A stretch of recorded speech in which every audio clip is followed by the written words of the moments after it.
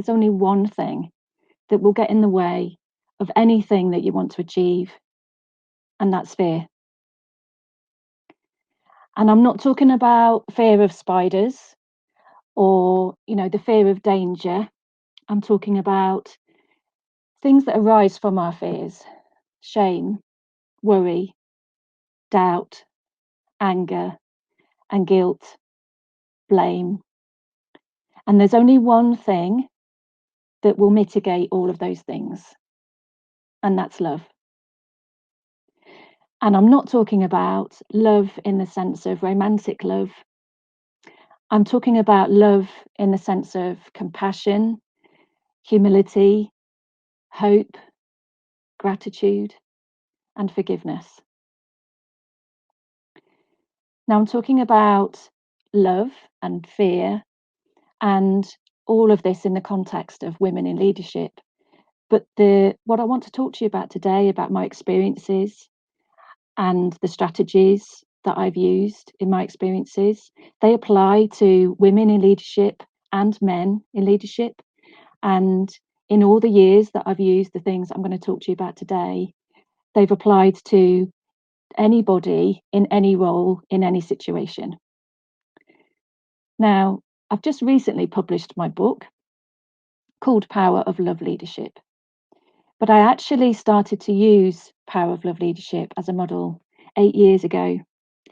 And I created this model to help the leaders I was working with and that I was coaching. And I created it to help them to think about fear and how fear limits our potential and the strategies based on love that they could use to be more successful, to lead themselves and others in a more successful way. And what I didn't realize at the time when I created this model and I was using it successfully with the leaders I was working with was that I would then go on to use that model to change my life. So, having been using the model with my clients for about a year successfully, I found a personal situation, a personal challenge. My husband and I would already had one daughter. She was about 3. And we then went on to create a larger family. And I ended up having 3 consecutive miscarriages. And I kind of thought I was fine, in the sense of, obviously it's not fine. But I picked myself up, I carried on. I still had my goal of having a big family. I knew I could do this. I felt like I could be resilient and have the courage. But it was then that my husband said after the 3rd one that he didn't want to try again. And it was really difficult, and it was the massive challenge, because everything that I'd wanted to achieve for us as a family, it was like it was no more. That's how it felt anyway at the time. And to everyone in the outside world, I would carry on as normal, and I would put a smile on my face, and I'd pick myself up, and I'd be there for everybody else. But inside, I felt crumpled.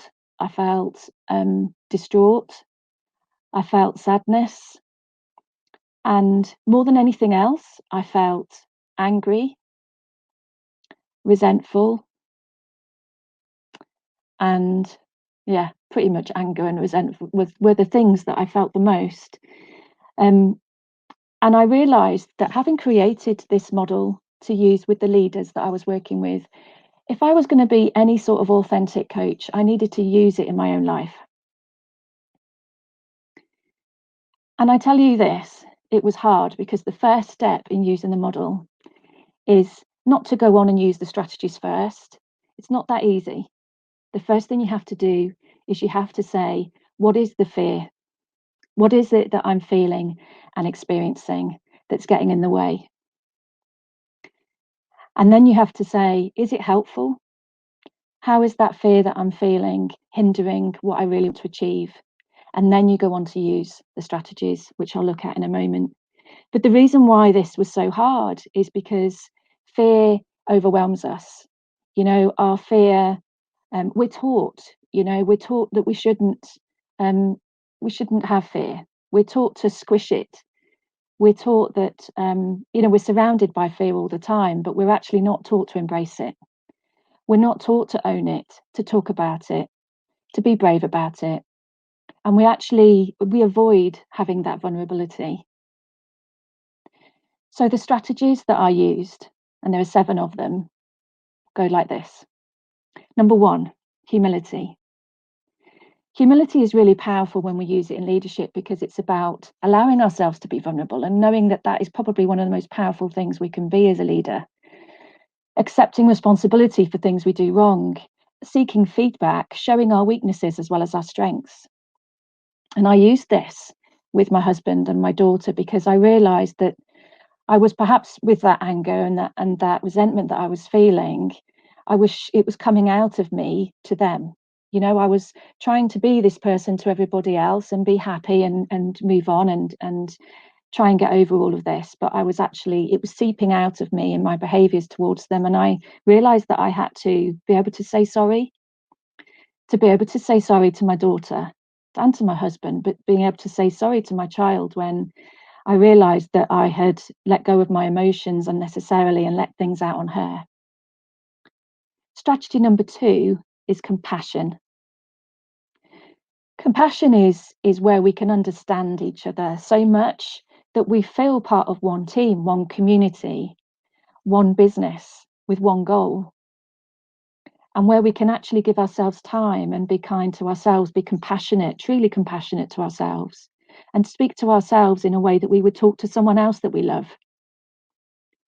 And I used compassion in my personal relationship in that situation that I was going through to seek to understand what my husband, the decision that he made, and not to blame him. And that meant lots of conversations, difficult conversations that I didn't really want to have, but I knew that I needed to try and understand. Strategy number 3 is enthusiasm. Enthusiasm is about finding the joy, expressing ourselves, showing our passion, and creating that light for others to follow. And it's about having a very clear purpose and vision that we can then show others that way. And I realized that I wasn't finding the joy in the moments of the people that I loved the most, that I was so overwhelmed with that fear that I needed to really tune in to being present and in the moment. So when I was with my daughter and I was playing with her, I had to remind myself whenever the sadness or the disappointment or the feelings I was having were overwhelming me to put those to the side. No, I'm going to focus right now on being in the moment with her. Strategy number 4 is hope. Hope is about having that light at the end of the tunnel. It's about being very clear on what that light is. Very rarely do we have that clarity about where we're going and where we want to be. And as leaders, we think that once we've told people what our vision is, that that's it and they know what that is. But we have to constantly remind ourselves of our vision and our goals and where we want to be and involve people in that. And the difficulty I had at the time was that my vision and my goals, which I was so clear on, I had to change them. I wanted a large family. It was all I'd ever wanted. But I had to reposition that goal and that future and that dream. I had to see that I chose to see that future that I wanted would now look different. That it because it was going to be different didn't mean that it didn't have to be as happy. And that being a 3 could be a large family because I would make it fill my whole life and my whole time, which is what it has.